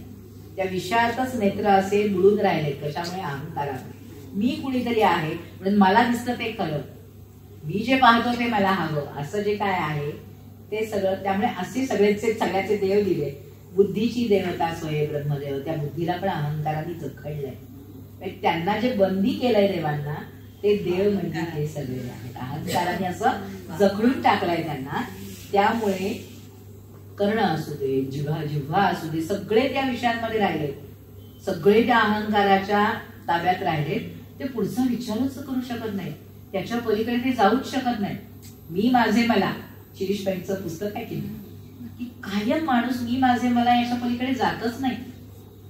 कायम विचार हाच, म्हणजे नॉट मी बट यू असं होत नाही. आम्ही नुसती फक्त बोधवाक्य एनएसएसच्या शिबिरांमध्ये दाखवतो, पण तसं होत नाही. मी माझे मला हे कायम असते. त्यामुळे ब्रह्मदेव अंश तोची प्रजापती, करी सदावस्ती गुह्येंद्रिये. ऐसे सर्व देव रावणे जिंकिले, बंदित ठेविले देहदुर्गी. प्रज्ञा अहंकार रावण मरेल, देवाना होईल सौख्य कला. असं म्हणून मग शांती हरण केली आपण, की मग राम आपल्यापर्यंत येईल शांतीला शोधायला, कारण ज्ञानाला शांती गरजेची आहे. आणि मग आपला उद्धार होईल म्हणून तो इकडे गेला. आणि मग मारीच्या सहाय्ये छाया सीता नेली. तो जो तुलसी रामायणातला उल्लेख आहे, आनंद रामायणातला आहे. तो छाया सीता नेली, तो अध्यात्म रामायणातला आहे. अध्यात्म रामायणात तो जास्त महत्वाचा म्हणून आलाय, किंवा जास्त पुन्हा पुन्हा आलाय, की ही छाया सीता होती. ती छाया सीता नेली असं सांगितलंय. आणि मग तेव्हा रामानी काय केलं, की कशी होते कामी लोकांची, म्हणजे संसारात रमणाऱ्यांची अवस्था कशी होते. जर फक्त पत्नी आणि हेच असेल डोक्यात, तर कशी माणसाची अवस्था होते. हे दाखवण्यासाठी विलाप केला आणि मग त्या निमित्ताने ज्या वृक्षवेलींना आलिंगन दिली ते त्यांना मोक्ष दिला.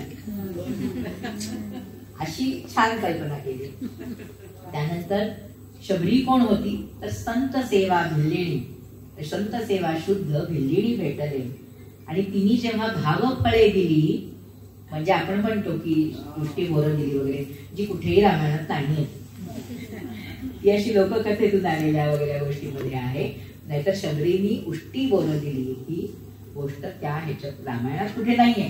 पण भावफळे दिली तेव्हा त्यांनी काय दिलं तिला? सायुज्य दिलं. मुक्तीमधल्या ज्या वेगवेगळे प्रकार आहेत, काल स्वरूपता मुक्ती जटायला दिली म्हटलं, तर सायुज्य मुक्ती ही शेवटची मुक्ती, म्हणजे तद्रूप करणं. थेंबुटा सागरी मिळाला.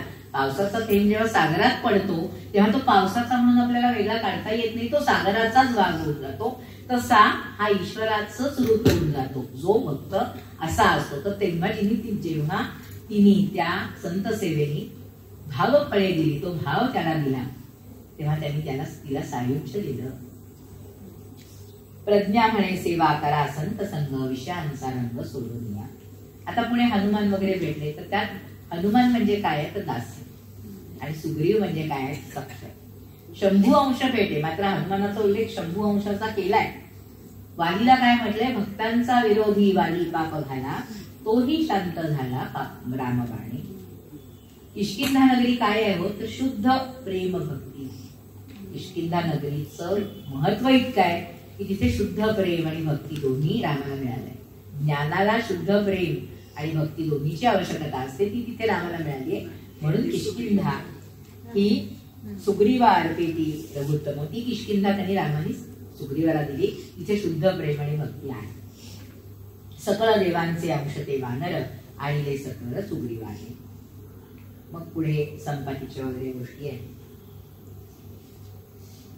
तर तिथे तो सांगतोस भवहाची सिंधू विस्तृत तरेल, जो कोणी भवसिंधू तरून जाईल तो त्या सीतेला भेटणार. शांती तेव्हा मिळणार आहे जेव्हा तुम्ही हा भवसागर तरून जाणार आहे. मग सगळे म्हणतात की जांबुवंत म्हणतो की हे तुझी रामायण पण आहे की नाही बाबा, माझं आता वय झालं, पूर्वी मी खूप काही केलंय पण आता नाही मी जाऊ शकत. अंगद म्हणतो मी जाईन पण परत येईन की नाही मला माहिती नाही. जाऊ नक्की शकेन मी पार करून समुद्र, पण मी परत येऊ शकेन की नाही माहिती. मग जांबुवंत तिथे परत गुरुचं काम करतो आणि मग तो हनुमंताला जागवतो की बाबा तू जायचंय, तुला हे शक्य आहे. जांबवंत गुरु देईल जागृती, कुणाला विवेक जागवतो. विवेकाला, मारुतीला तिथे विवेक म्हटलंय. असंच स्वामींनी वेगवेगळ्या ठिकाणी थोडं बदललंय बरं का. म्हणजे मगाशी तिथे हा तो ऋषशृंग विवेक होता, आता इथे विवेक मारुती आहे आणि त्याला जागवलं या जांबवंत गुरु.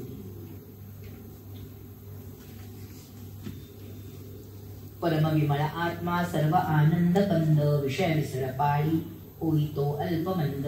जरी गुरु करी बोधा तुझी वा सौख्य राशी, तरीच सकळ भंगे मोह अज्ञान फासी.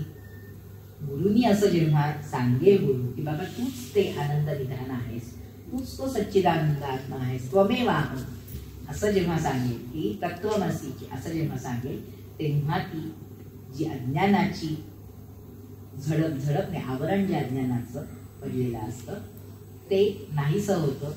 मारुतीच्या बुद्धीला अज्ञानाचं आवरण होतं, तो विसरला होता, विस्मृती झाली होती त्याला, तोही शाप होता त्याला. अशी एक गोष्ट आहे की खूप तो पहिल्यांदा आपल्या बळाच्या आणि सगळ्यांना त्रास देत होता, तेव्हा त्याला असा शाप मिळाला की तू हे विसरशील, तुझं जे आत्ताचं तुझं हे बळ आहे ते तू विसरशील आणि कुणीतरी तुला जेव्हा जाणीव देईल तेव्हा ती तुला होईल. तसं इथे जागवंताला माहिती असतं ते, त्यामुळं मग जेव्हा तो कुठे जातो, आता मोहाचा सागर निघाला कराया, तो जो भवसिंधू आहे तो मोहाचा आहे, तो जातो. आलं मध्ये विघ्न, किती विघ्न आहेत ना त्यात. पहिल्यांदा तो मैनाक पर्वत येतो, जरा तू विश्रांती घे बाबा म्हणतो, तर देह सुख लाभ हे पहिलं विघ्न मैनाक. पुढचं देवानी धाडलेलं हे जी सुरसा पाठवली होती नाग माता, आणि त्यानंतर सिंहिका जी छायाग्रह म्हणून आहे. तर तो छायाग्रह म्हणजे काय तर अविद्या, सरळ सरळ अविद्येचं आवरण.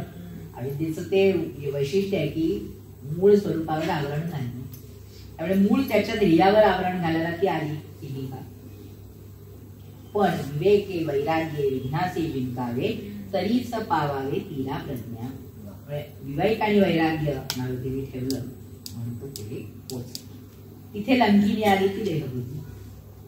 परत तिथे देव सारखी कोणी ना कोणीतरी आड येत असतात. त्या देहबुद्धी परत आड आली, तिला ठोसा मारला, ती थांबली.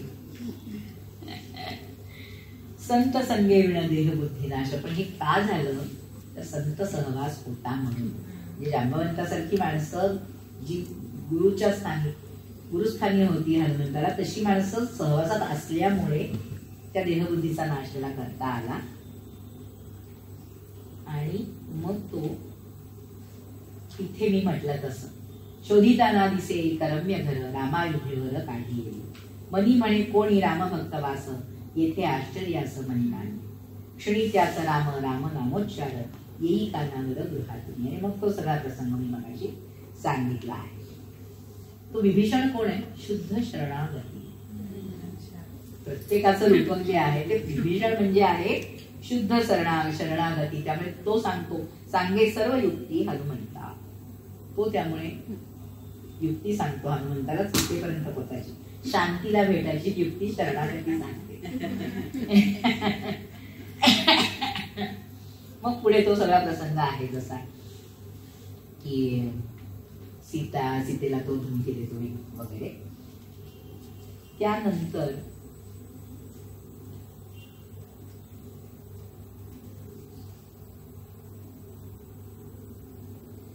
तो सीतेला सांगतो की मी पण नेऊ शकतो खरं तर. राम प्रेम माते तुम्हा उनी गुणे मनी कधी उणे आणू नका. रावण हा खळ काय तो मशक वधीन निशंक मीही त्याला. परी रामे आज्ञा नाही दिली माते म्हणून या माते धीर. म्हणजे मला रामाची आज्ञा नाहीये, नाही तर मीही तो मशक आहे, चिलट आहे रावण. हे फार मोठं नाहीये त्याला नाहीचं करणं, पण मी ते करू नाही शकत कारण मला आज्ञा नाहीये गुरुची, माझ्या स्वामीची आज्ञा नाही. मग ते सगळं परत पुढे. मग अखया म्हणजे कोण? प्रपंच सत्यत्व म्हणजे अखया. आणि त्याला म्हणजे प्रपंच हा खरा आहे, हा संसार जो दिसतोय आपल्याला तो खरा आहे असं मानणं, ही वृत्ती म्हणजे अखया, तो जो रावणपुत्र. संशय म्हणजे जंबूमाळी. यांना कुणी कसं कसं मारलं. आणि आळस आणि प्रमाण म्हणजे अपराध आणि आळस या दोन गोष्टी म्हणजे कुंभनिकुंभ. ह्यांना कुणी कसं आणलं, हे कुणी कसं नाहीसं केलं, मारुतीने कसं नाहीसं केलं तर श्रवण वृक्षाने मारिला अखया. श्रवणाने म्हणजे विवेकाने श्रवण केलं तर तो अखया प्रपंच सत्यत्वाची वृत्ती मरते असं म्हणायचं.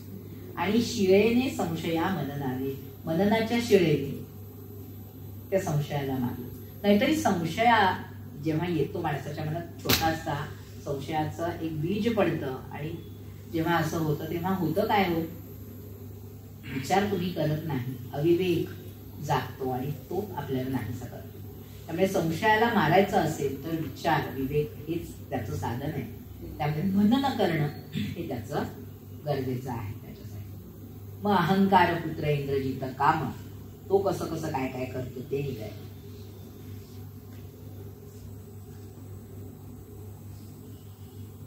असं पुढे मग ते नागपाशात बांधलं वगैरे वगैरे सगळ्या ज्या गोष्टी आहेत.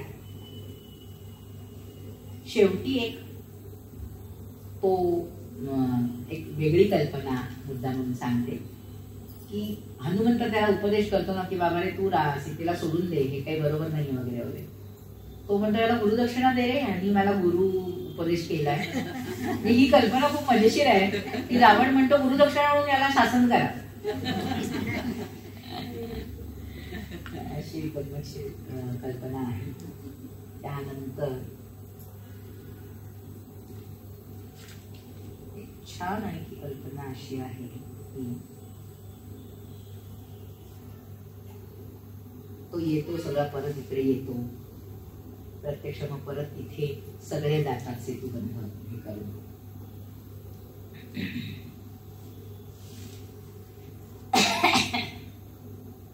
तर विभीषण शुद्धभक्त शुद्ध जे प्रपत्ती आला पाया प्रती साही अग. म्हणजे तो जेव्हा येतो विभीषण शरण येतो तेव्हा तो वर्णन आहे.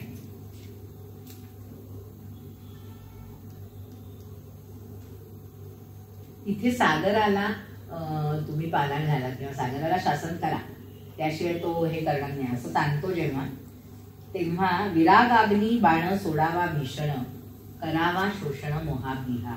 हा जो सागर आहे तो केव्हा जाईल, वैराग्य रूपी अग्नीचा बाण सोडला तर. आणि म्हणून रघुनाथ म्हणे सत्य तू बोलसी, योजूया सामासी दंड नको. पण म्हणतो नको, आपण सामोपचाराने हे करू. सामान्य होईल तोवरी साधावे, साहस नसावे प्रज्ञा म्हणे. म्हणजे अशा छोट्याशा ह्याच्यात कुठेतरी आपलं एक मत स्वामी मांडून आहे.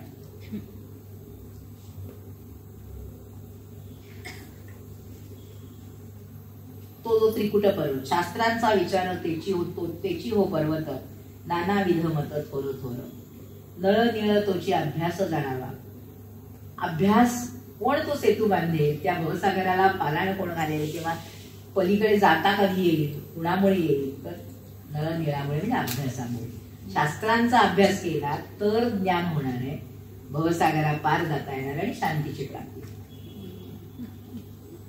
वृत्तीचे तरंग असंख्य वानर देती गिरीवर नळा हाती, तर ती ते परी विलग राहती.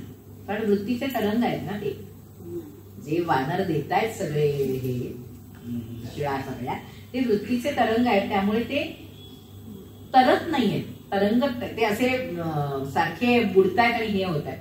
मग काय करा, जेव्हा राम नामे जोडिले तयाला, ज्ञानाची जोड दिल्यावर ती वृत्ती स्थिरावते आणि मग तो सागरावरचा सेतू होतो. मोह सागरासी लंघी कपी कुळ, पावले सकळ त्रिकुटासी. मग अंगदाची शिष्टाई म्हणजे काय आहे, तर वेदशास्त्र चर्चा आहे. कारण त्याशिवाय ज्ञान होत नाही ना, नुसतंच शब्दज्ञान आहे, वेदशास्त्र चर्चा आहे बरोबर, पण त्याच्यातलं जर तुम्हाला नेमकं रहस्य कळलं, कालचं जसं भक्ती रहस्य कळलं, तर तुम्हाला तो प्राप्त होणार आहे. त्यामुळे वेदशास्त्र चर्चा गरजेची आहे, तशी ती अंगद शिष्टाई आहे. अंगद शिष्टाई म्हणजे दुसरं काही नाही, तर जीवानी करायची वेदशास्त्र चर्चा, जेव्हा त्याला ज्ञानाची प्राप्ती किंवा शांतीची प्राप्ती होणार. मग अंगद जो तिथे पाय रोवून उभा राहतो की माझा पाय हलवला तर रावण जिंकला, मी म्हणेन, मी रावणाला काही सांगता परत जाईल. तर ती म्हणजे भक्ती आहे, दृढ भक्ती. ती हलवता येत नाही रावणाला.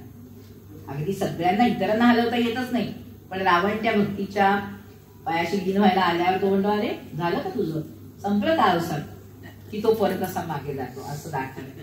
तर त्याला भक्तिभाव तोची अंगदाचा पाय, करीती उपाय उचलावा, परी तमोगुणी तया उचलेना, सत्वगुणाविना प्राप्त होते. असं ते सगळं पुढे जातं.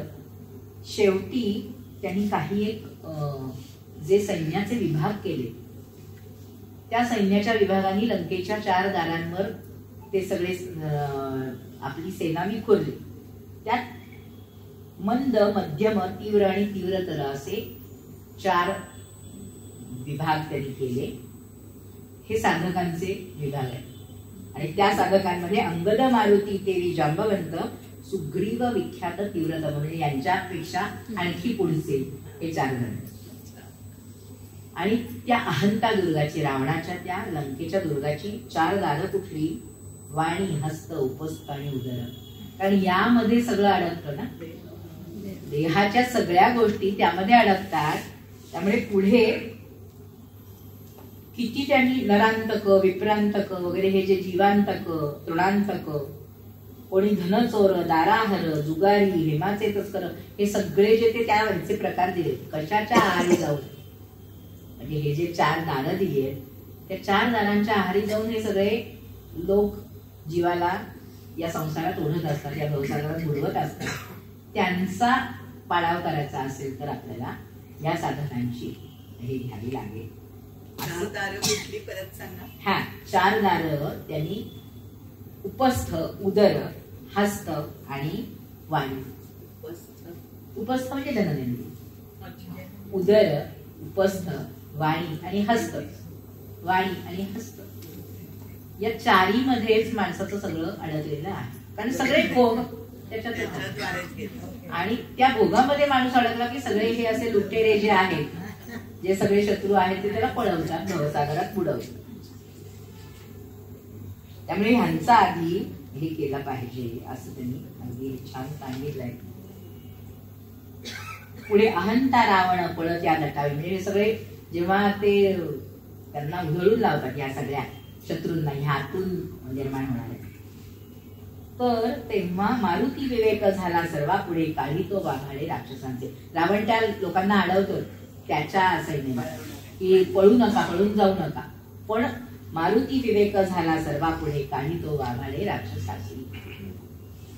आणि मग दुर्गी करिता प्रवेश, त्या दुर्गात प्रवेश करतात कोण? मारुती आणि अंगद दोघे वीर गाढ प्रवेशले दुर्गी.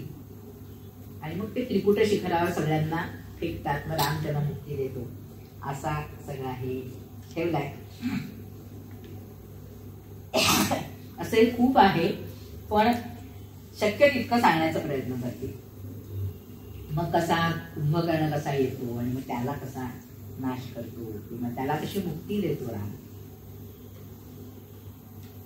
मग मेघनादाचा यज्ञ कसा भंग करतात. आणि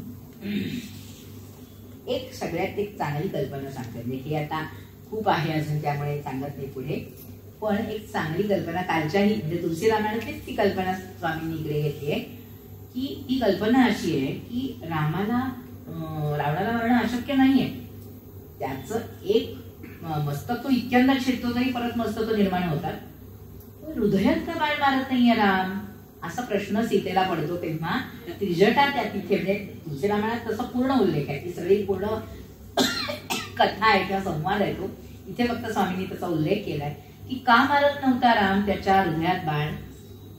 तर रावणाला घाण होतं सीतेचं, त्यामुळे त्याच्या हृदयात त्यावेळी सीता होती आणि सीतेच्या हृदयात राम होता आणि रामाच्या हृदयात सगळी विश्व होती इतकी.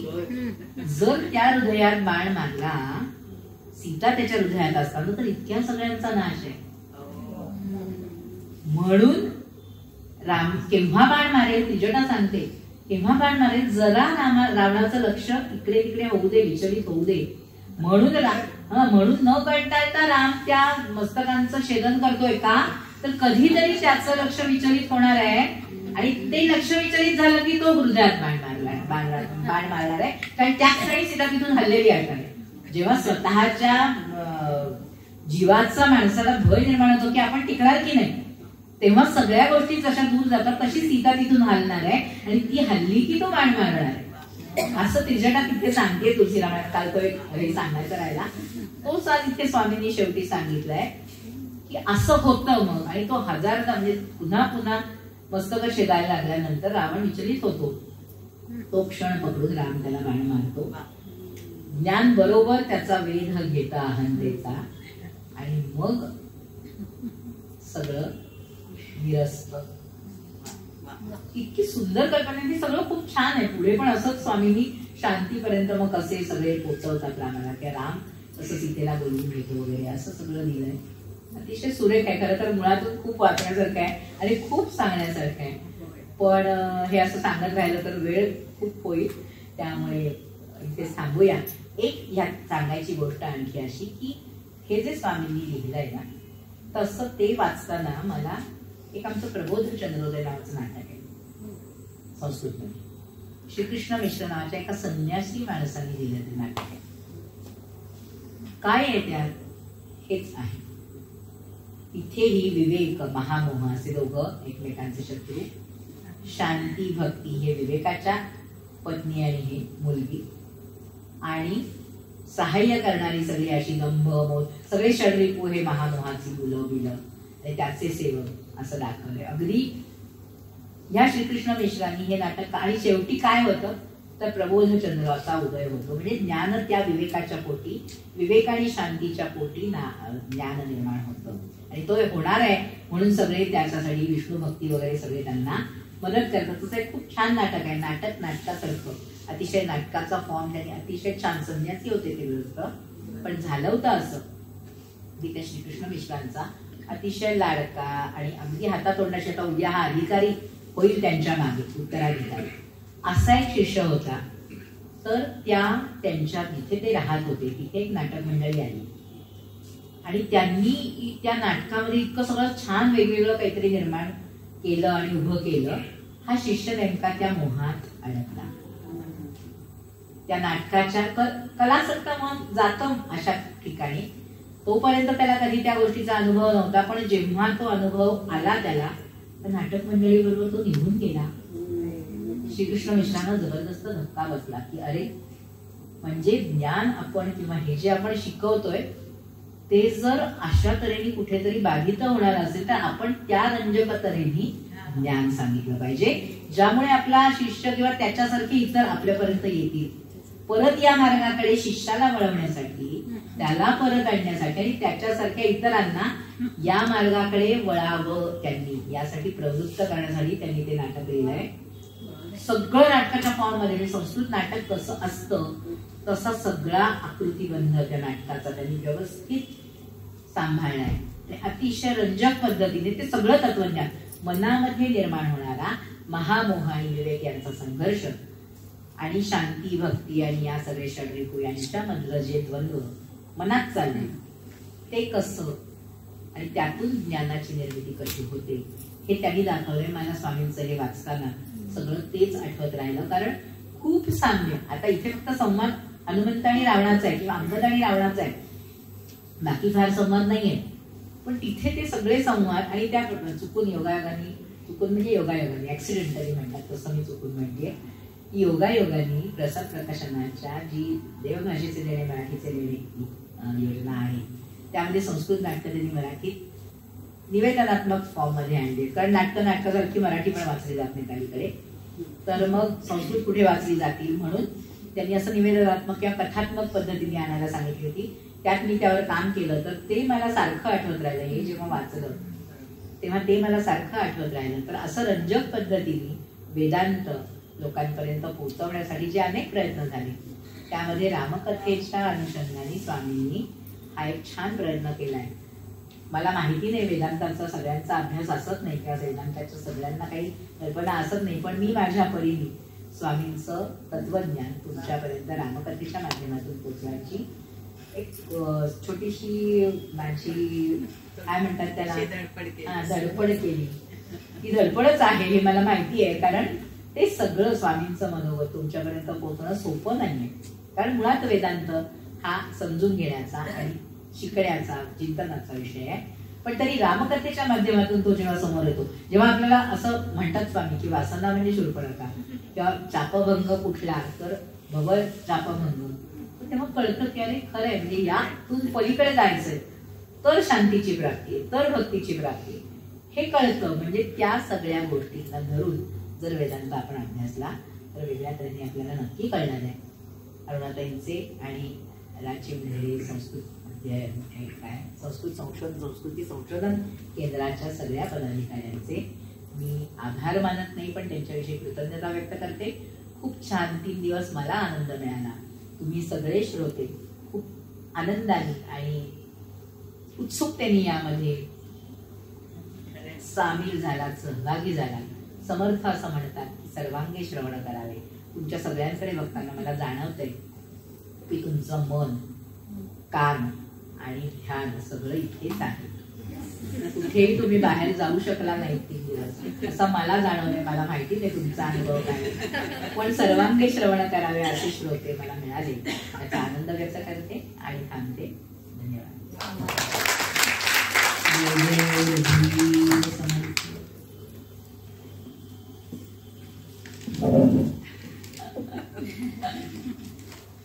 या 3 दिवसाच्या व्याख्यानमालेचा समारोप आज होतो आहे आणि रामकथा किती बहुरूपी आहे हे या निमित्ताने पुन्हा एकदा आपल्या सगळ्यांच्या प्रत्ययाला आलेलं आहे. गेले 3 दिवस आपण वेगवेगळ्या प्रकारे तिचा आस्वाद घेतो. आजचा आस्वाद हा आपल्या श्रोत्यांच्या जाणकारीची आणखी वरची पातळी अपेक्षित करणारा आस्वाद आहे. अशासाठी की अभ्यासक अभ्यास करत असतात, ते त्यातच बुडालेले असतात, निरनिराळ्या प्रकारे आपल्या समोर त्या त्या कृतीचं सौंदर्य आणि सामर्थ्य ठेवण्याचा प्रयत्न करत असतात. पण त्याच वेळेला ऐकणाऱ्यांच्या अभिज्ञतेची पातळी पण वाढावी आणि त्यातून या व्याख्यानांचा आस्वाद अधिक चांगला घेता यावा अशी त्यांची कुठेतरी आंतरिक अपेक्षा असते, असणार आणि असायला हवी. पण मला असं वाटतं की या रामकथेच्या वर्ष दीड वर्ष चालणाऱ्या मालिकेमध्ये आपण सगळे श्रोते जे सहभागी होत आहेत सातत्याने, त्या सगळ्यांच्या साठी रामकथा हे उत्तम उदाहरण आहे, एक उत्तम प्रतीक आहे की ज्या निमित्ताने आपण सगळेजण अधिकाधिक समृद्ध होतो आहोत.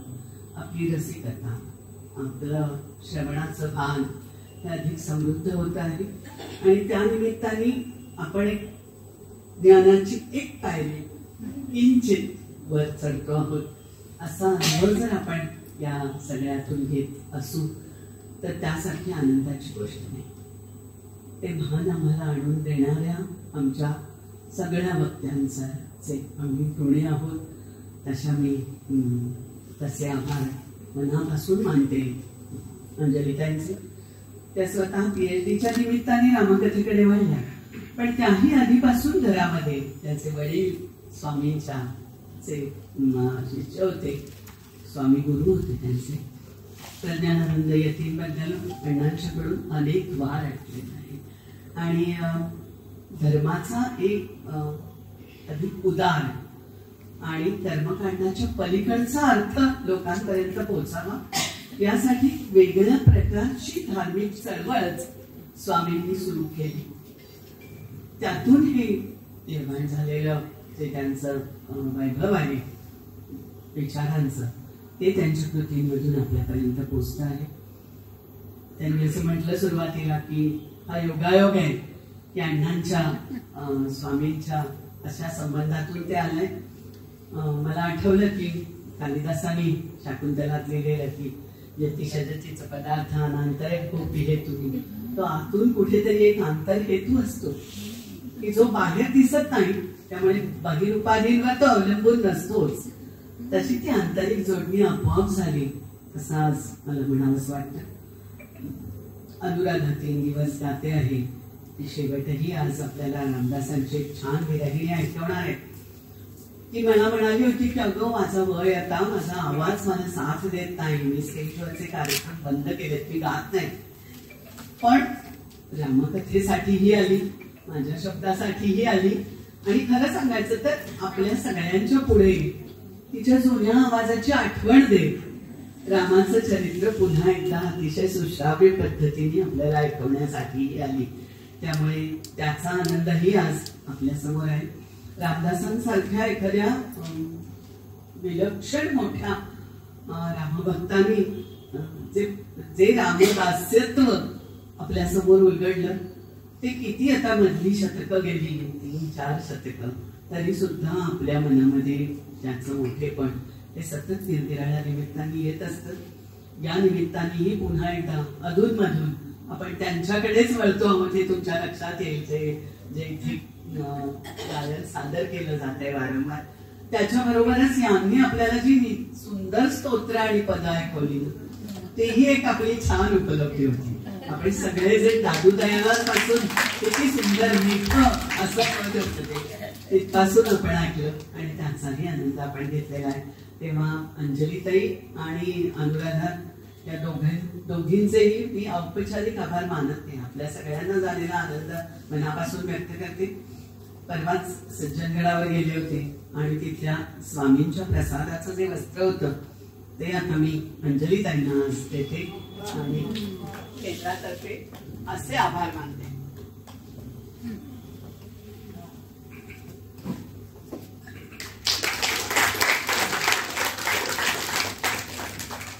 बघा एकच मिनिट फक्त की रामकथा काय काय देते. आनंद तर देते, प्रेम देते लोकांचं. पण काल मला एका आपल्या श्रोत्यांनी त्या अयोध्येला गेल्या होत्या, त्यांनी तिथून आणलेली माती आणि प्रसाद मला दिला. मी असं म्हटलं की अरे रामरायांनी मला त्या मातीशी तुझा संबंध आहे बरं असं सांगितलं. आणि आज समर्थांचं वस्त्र अरुणाताईंनी दिलं. सज्जनगडशी तर माझा संबंध आहे, पण समर्थांनी मला हा आशीर्वाद पाठवला असं समजते. आणि बाई तर सज्जनगणाच्या पाठ्याशीच आहे असं मी म्हणते. तिचे प्रज्ञानंदांचं वसती स्थान दीर्घ काळ होतं आणि अण्णा सतत बाईची ओढ असल्यासारखे आम्ही म्हणजे वर्षा बहीण माझी इथे बसली आहे, तिला आठवत असेल की त्यांच्या मनात आले की म्हणायचे की चल बाईला जाऊया, काहीही काम नसायचं पण मी बाईला जायचो. तर्कतीर्थ, प्रज्ञानानंद या सगळ्या त्या वास्तूचा एक आनंद होता, त्या परिसराचा एक आनंद होता. तेव्हा तेही नातं या निमित्ताने पुन्हा जागं झालं.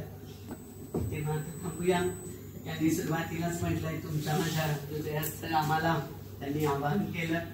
तसं मी दरवेळेप्रमाणेच म्हणते की ही सगळी रामकथा ही आपल्या अंतररामासाठीची आहे. त्यामुळे तो राम असाच पुढच्या व्याख्यानांपर्यंत आपल्याला आपली सोबत करणार आहेच आणि पुन्हा नव्याने आपल्याला पुढच्या 3 व्याख्यानांमधून भेटणार आहे. तेव्हा 1 महिन्याचा अवधीमध्ये आपण घेणार आहोत, पण पुन्हा पुढच्या एप्रिलच्या शेवटच्या तारखा आहेत आता 26, 27 आणि 28 एप्रिल अशा आपण पुन्हा भेटणार आहोत शुक्रवार, शनिवार, रविवार. तेव्हा त्याही वेळेला तुम्ही असाल.